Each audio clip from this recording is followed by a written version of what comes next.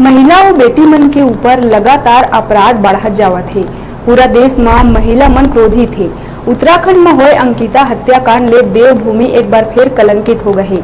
जिला लेके बिलासपुर मस्तूरी के सीपत में आम आदमी पार्टी के कार्यकर्ता मन सीपत में जबरदस्त प्रदर्शन करी।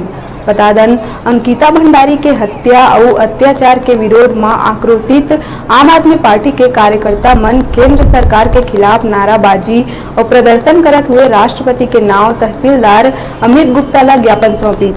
ये दौरान आप कार्यकर्ता मन कना तहसीलदार के हल्का नोकझोंक घलो हुई।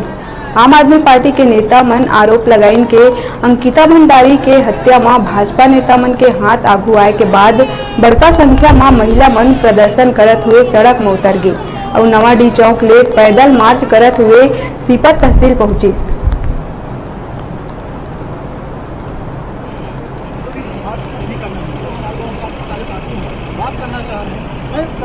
अगर बेटियों के लिए हम नहीं लड़ेंगे तो कौन लड़ेगा।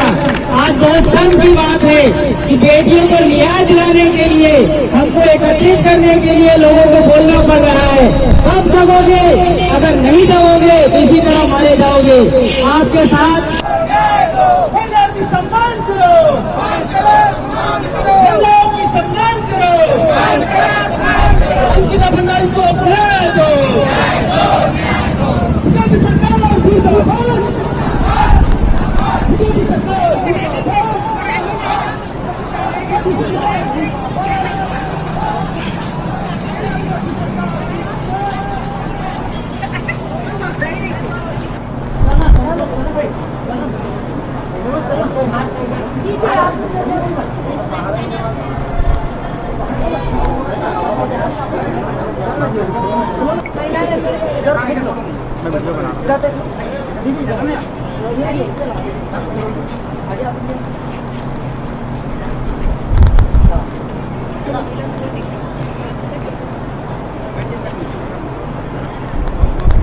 भारतीय जनता पार्टी के नेता जिस तरह से गुंडागर्दी, किसानों को मारना, बेटियों का बलात्कार करना आमादा हो रहे हैं, हावी हो रहे हैं, उसी क्रम में एक घटना हुई उत्तराखंड में। अंकिता भंडारी, उत्तराखंड की अंकिता भंडारी हो या झारखंड की अंकिता सिंह हो या और भी देश में कई कोने में अगर आप पाएंगे, अभी दलित बेटियों के साथ हत्या हुई यूपी के अंदर, जहाँ भारतीय जनता पार्टी की सरकार है, योगी की सरकार है, उन्हीं के लोग सामने आ रहे हैं। उसी कड़ी में उत्तराखंड की जो अंकिता भंडारी का मामला है, उस मामले को लेकर के आम आदमी पार्टी आज धरना दिया, प्रदर्शन दिया और हमने उसको ज्ञापन दिया।